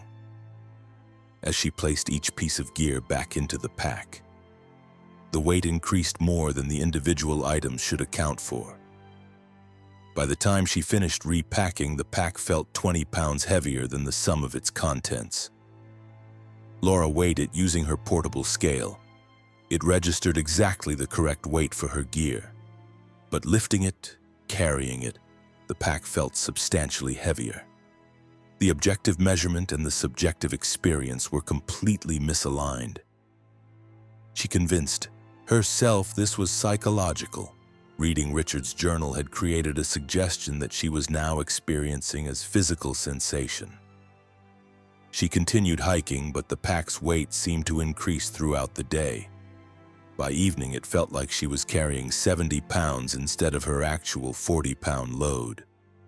That night in her tent, Laura examined the pack again in more detail. She found something she had missed, a small tear in the pack's internal lining, creating a gap between the inner and outer fabric. She reached into this gap and felt something hard and cold. She pulled out an object, a stone, roughly the size of her fist, perfectly smooth and black. It was heavier than normal stone should be, dense and cold in her hand. Laura had no idea how this had gotten into the pack's lining. Had Richard placed it there? Had it somehow been there all along, overlooked by everyone who had handled the pack after his death? She examined the stone closely. It had markings on it, not carved, but naturally formed patterns that almost looked like letters or symbols. Laura couldn't identify the script or language if that's what they were. Laura decided to remove the stone from the pack and leave it beside the trail. Whatever this was, it wasn't her problem. She had bought a pack, not agreed to carry mysterious objects. But as she tried to set the stone down outside her tent, she found herself unable to release it. Her hand wouldn't open. The stone remained gripped in her palm no matter how much she consciously tried to drop it. After several minutes of struggling, Laura managed to force her hand open through sheer willpower. The stone fell to the ground, but immediately she felt an overwhelming compulsion to pick it back up. The feeling was almost painful, a need, an obligation, a debt that demanded she carry this stone. She lasted less than 5 minutes before she snatched the stone back up, the relief immediate. The compulsion faded the moment she held it again. Laura understood then what Richard had discovered. The stone demanded to be carried. It created an obligation in whoever held it, a need to transport it wherever it wanted to go. Laura checked Richard's journal for any mention of the stone. She found a reference in an entry from weeks earlier while Richard was hiking through North Carolina. He had described finding an unusual stone beside the trail, perfectly smooth with markings I don't recognize. Beautiful object. I'm keeping it as a souvenir.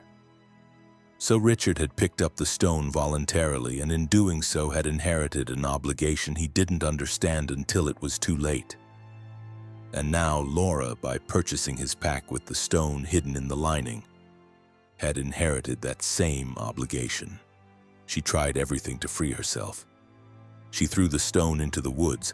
Within minutes, the compulsion to retrieve it became unbearable, and she spent an hour searching until she found it. She gave it to another hiker, explaining it was a gift.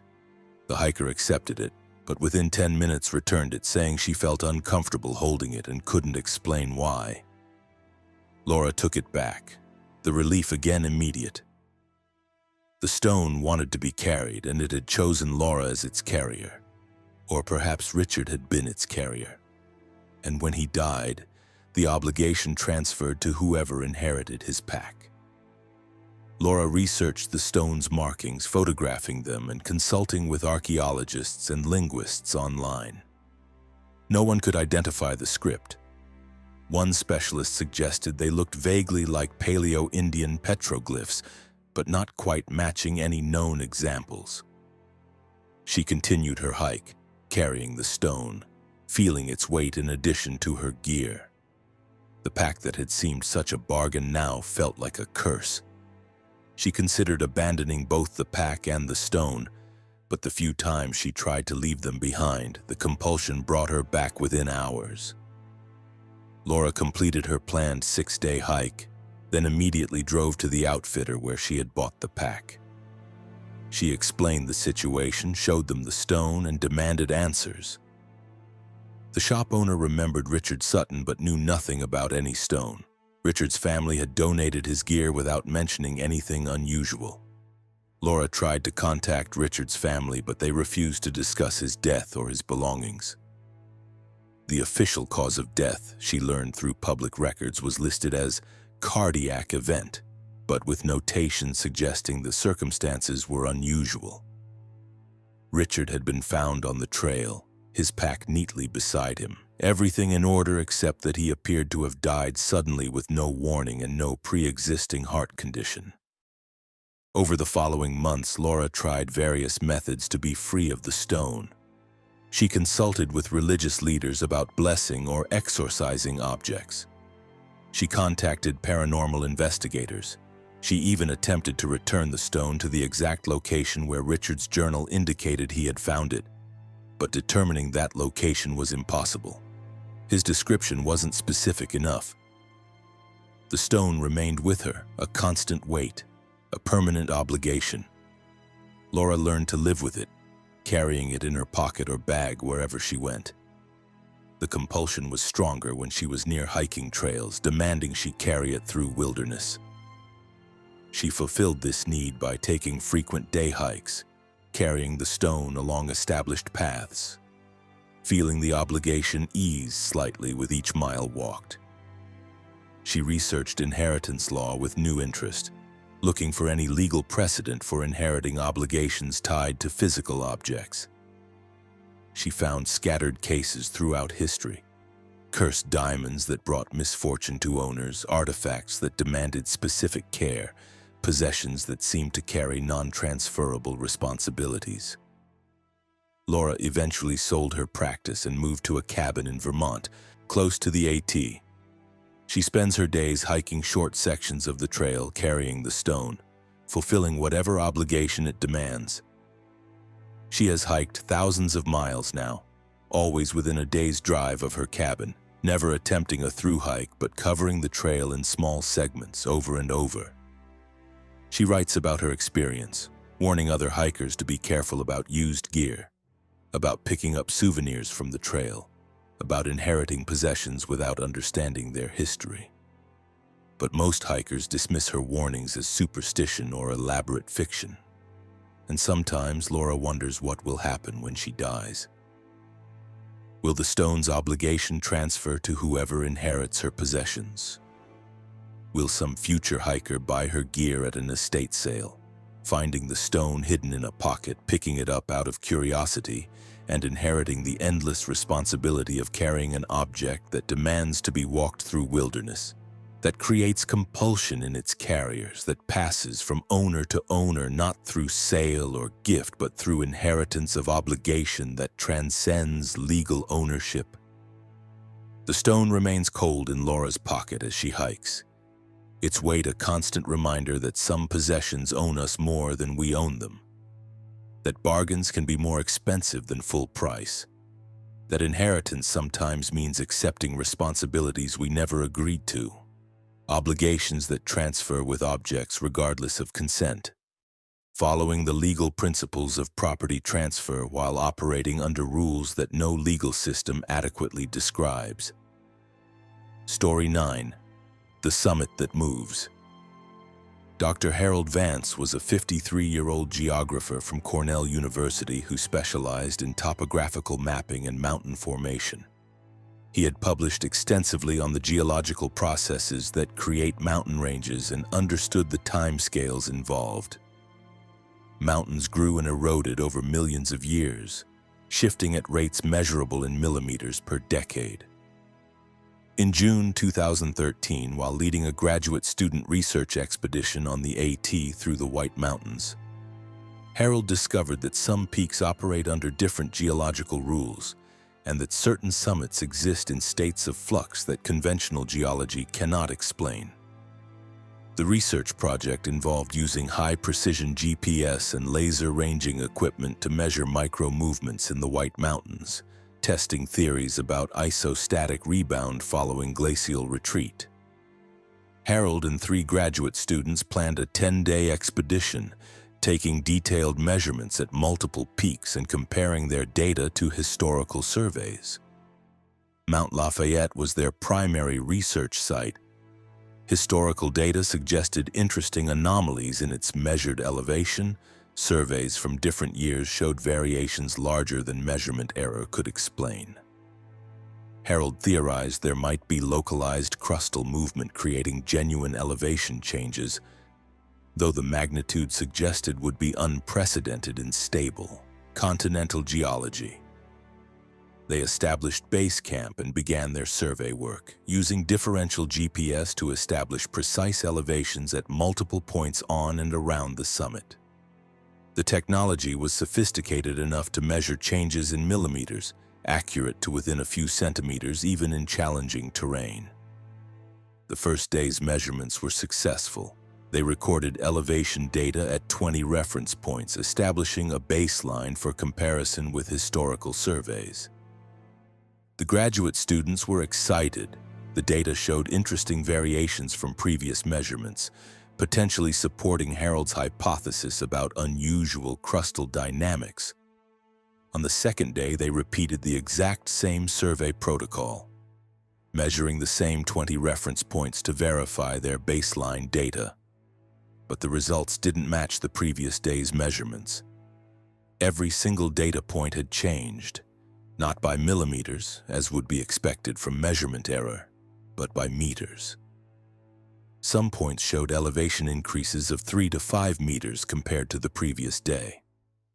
Harold assumed equipment malfunction. They recalibrated all instruments, verified GPS satellite lock, and tested their laser ranging on known benchmarks. Everything checked out. The instruments were functioning correctly. The mountain had changed. Over the next 3 days, Harold's team conducted repeated surveys, measuring the same reference points multiple times per day. The pattern was undeniable and impossible. Mount Lafayette's elevation was changing continuously, increasing and decreasing by several meters per day. The summit moved up and down like a slow breath, rising and falling on a cycle that took approximately 48 hours. Harold's geological training provided no explanation. Mountains don't move at this rate. The forces required would be catastrophic. Magmatic intrusion, seismic activity, massive glacial loading, and none of these were occurring.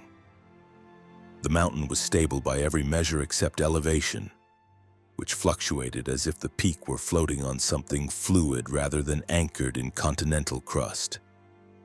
The graduate students proposed various hypotheses. Equipment error ruled out. Gravitational anomalies, too localized. Atmospheric refraction affecting measurements, accounted for in their protocols. Nothing explained the observations. On the 6th day, Harold decided to remain at the summit for a complete 48-hour cycle, taking continuous measurements to document the full range of elevation change. He sent 2 of the graduate students down to manage base camp, keeping one student, Andrea, with him at the summit to help with the monitoring. They set up a small camp just below the summit and began continuous measurement cycles, recording data every hour. As they worked through the first night, Harold noticed something disturbing. The subjective experience of elevation was changing along with the measurements. When the data showed the summit rising, Harold felt like he was climbing even though he remained stationary. When the measurements indicated decreasing elevation, he felt himself descending though he hadn't moved. It wasn't just psychological. His altimeter watch, his portable barometer, his own physiological responses to altitude were all changing in sync with the GPS measurements. The mountain wasn't just measuring differently, it was actually moving, changing elevation in real physical terms. Andrea noticed it too. "Professor Vance, I feel like we're climbing even though we're sitting still. Is that normal?" Harold had no answer. Nothing about this was normal. They were experiencing geological processes that should take millennia compressed into hours, witnessing mountain formation at speeds that defied every principle of geology he had spent his career studying. As the summit rose during the night, reaching its peak elevation around dawn, Harold felt the physiological effects of high altitude: difficulty breathing, lightheadedness, cold that penetrated despite adequate clothing. His altimeter showed they were at nearly 14,000 feet, though Mount Lafayette's official elevation was 5,200 feet. They had risen almost 9,000 feet without moving. The view had changed too. Looking down from the summit, Harold could see far beyond the normal range. The White Mountains stretched below them at impossible distances, other peaks appearing as foothills. They were higher than any mountain in New Hampshire should be, higher than any peak in the northeastern United States. Andrea was in distress, showing signs of altitude sickness, headache, nausea, confusion. Harold knew they needed to descend, but they were literally sitting at the summit. There was nowhere to go down to. He tried calling base camp on the radio but received no response. Looking down, he couldn't see their base camp or any familiar landmarks. They had risen so high that the perspective had completely changed, rendering the familiar terrain unrecognizable. As the day progressed, the measurements showed the summit beginning to descend. Harold felt the sensation of going downward, his ears popping as pressure increased. Andrea's altitude sickness symptoms gradually improved as they descended, despite remaining in the same physical location. By evening, they were back near Mount Lafayette's normal elevation, and Harold could see base camp again far below. He made radio contact, and his graduate students reported they had been trying to reach him all day but received no response. From their perspective, Harold and Andrea had been visible at the summit the entire time, never moving, but somehow also unreachable. Harold and Andrea descended to base camp after the 48-hour cycle completed. Harold's data was comprehensive and undeniable.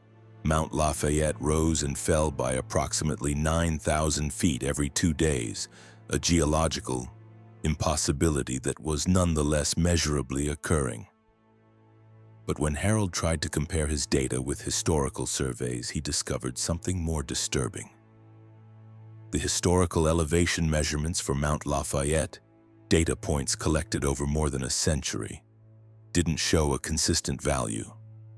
Every survey recorded a different elevation, varying by thousands of feet, but every survey had been accepted as accurate at the time it was taken. Mount Lafayette didn't have a fixed elevation. It never had. Surveyors throughout history had measured it at different heights because it was different heights when they measured it. The mountain moved and always had, but the geological community had attributed the variations to measurement error rather than accepting that a mountain could change elevation by thousands of feet on a regular cycle. Harold spent weeks verifying his data, looking for any alternative explanation. He found none. He had documented a geological phenomenon that contradicted fundamental principles of tectonics and mountain formation. When he submitted his findings for publication, the papers were rejected by every major geological journal. Reviewers insisted his data must be flawed, his methodology suspect, his conclusions impossible. Harold's reputation suffered. Colleagues who had respected his work began to distance themselves from him. The graduate students on his expedition faced skepticism about their own research. The data was too anomalous, too contradictory to accepted geology, to be taken seriously. But Harold knew what he had experienced. He had stood on a summit that rose 9,000 feet in 12 hours, had felt the physiological effects of extreme altitude, had watched the landscape change perspective as the mountain moved beneath him. The experience had been real, the measurements accurate. He eventually left Cornell, unable to continue research that his colleagues dismissed as flawed. He moved to New Hampshire, living in a cabin with a view of Mount Lafayette. He watches the mountain daily, tracking its cycle, observing how its profile changes subtly as it rises and falls. Other hikers summit Mount Lafayette regularly, unaware that the peak they're standing on is moving, rising and falling thousands of feet on a 48-hour cycle. They take photos at the summit cairn, recording their achievement of reaching the top of a 5,200-foot peak, never realizing they might actually be at 9,000 feet or 3,000 feet depending on when in the cycle they arrived. Harold has documented dozens of indirect confirmations of the mountain's movement. Weather patterns around Lafayette are unusual, with conditions changing dramatically based on the summit's current elevation. Some hikers report summit experiences that match high-altitude conditions even though the peak shouldn't be high enough. Wildlife patterns around the mountain shift on a 48-hour cycle. Animals moving up and down slopes in synchronization with the summit's movement.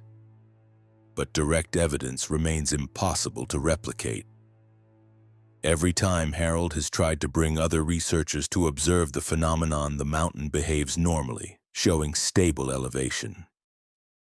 It's as if Mount Lafayette only reveals its movement to those who approach without preconception, who measure without expectation of stability. Harold has expanded his hypothesis.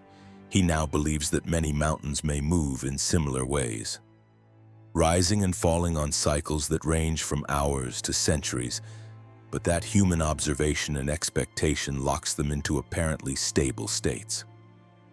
Mountains are dynamic systems operating on timescales both faster and slower than human perception normally detects, and only when we measure without expectation do we observe their true nature. He will never prove this to the satisfaction of the geological community. His career is effectively over, his reputation damaged beyond repair. But Harold knows what he measured, what he experienced, what he continues to observe.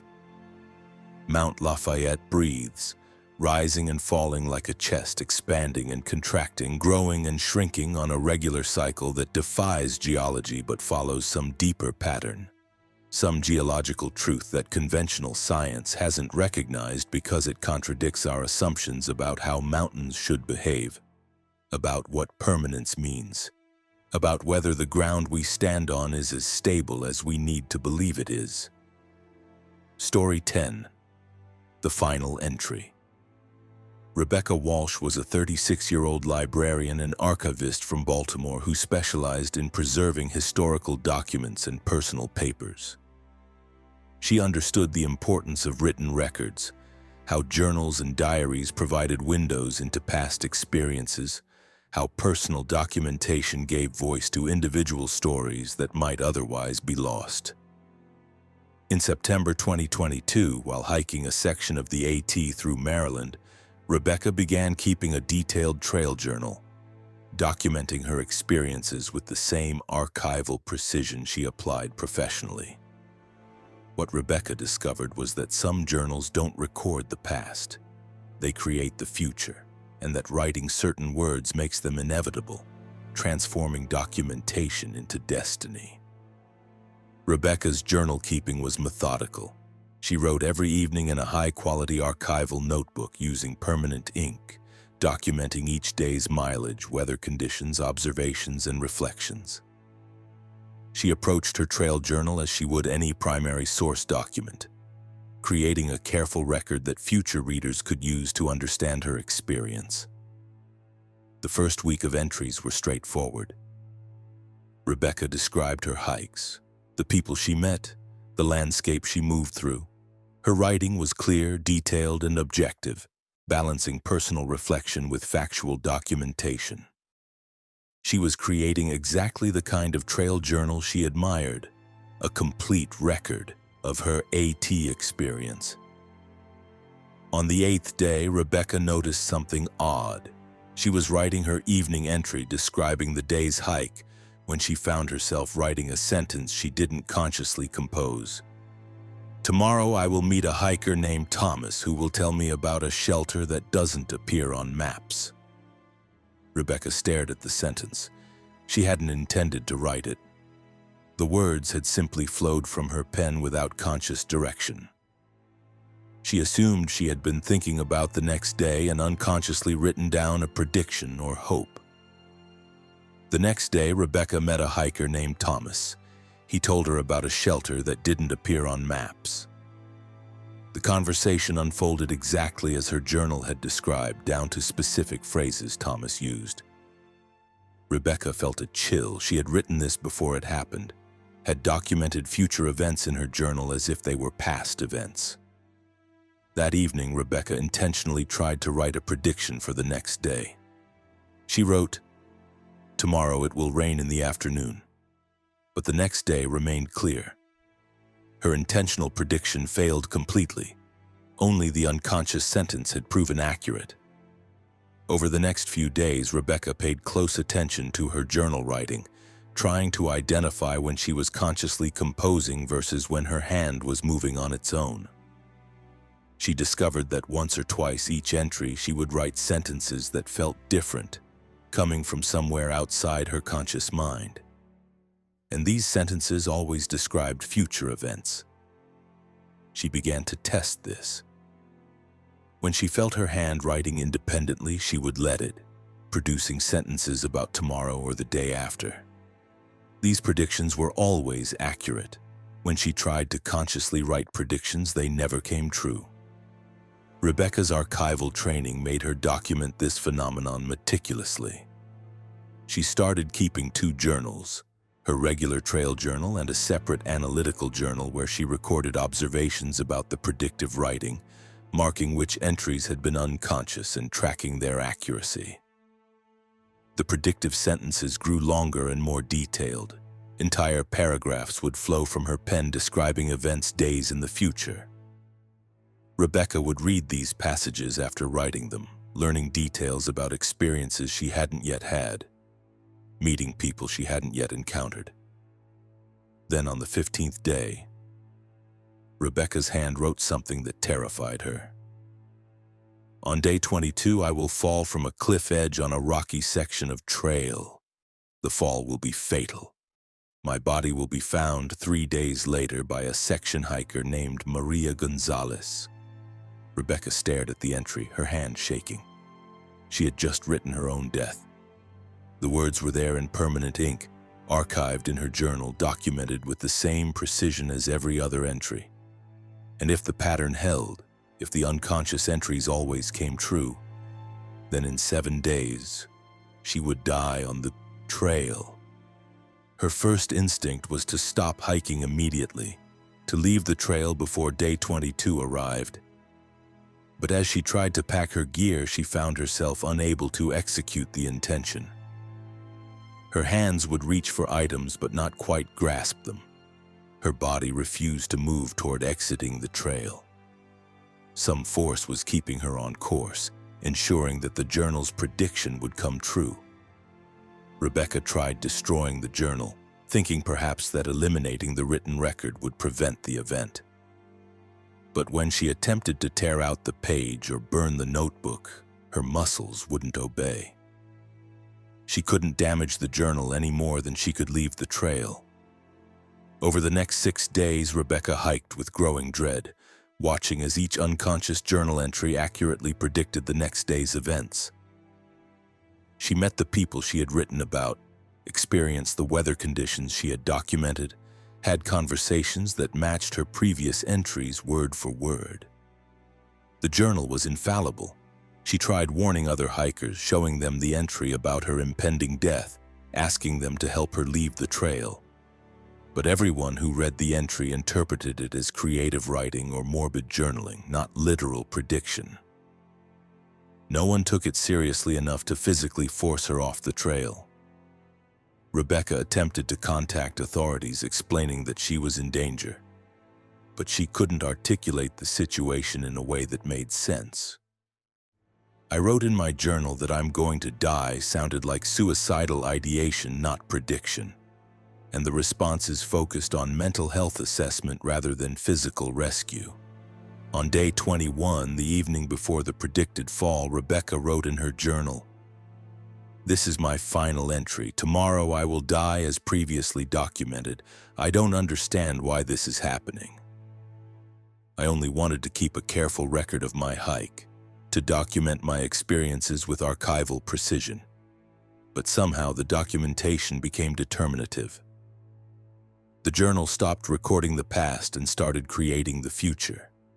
I am trapped by my own words, by sentences I wrote without intending to, by a record that has become prescription rather than description.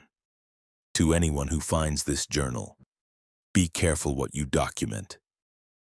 Some records don't preserve the past, they write the future, and once written, they cannot be unwritten." Day 22 arrived. Rebecca woke in her tent, knowing what was coming but powerless to prevent it. She hiked through the morning, her body moving automatically toward the location she had written about.